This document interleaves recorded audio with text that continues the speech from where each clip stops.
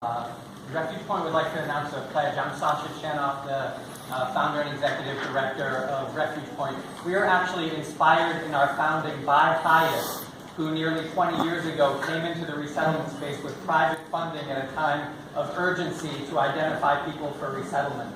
And now we're really pleased to work in partnership with UNHCR, Danish Refugee Council, ICMC, and others to expand resettlement. We've directly helped about 79,000 people access resettlement around the world. We're working on complementary pathways.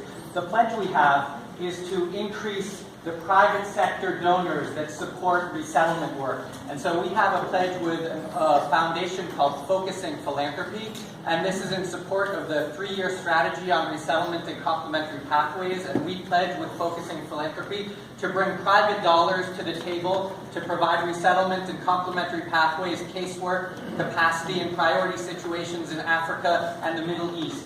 We will target vulnerable populations such as unaccompanied and separated children and others at greatest risk. And we commit to also training and supporting UNHCR and government and other partner staff to increase capacity long-term to do this. Yes, and I just want to highlight the importance of the Global Refugee Sponsorship Initiative.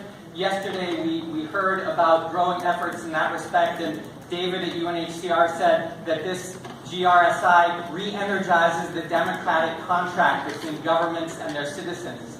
And we have to recognize and understand, too, that bringing private sponsors, private donors to the table brings additional resources so we can power up and expand opportunities to identify refugees for resettlement.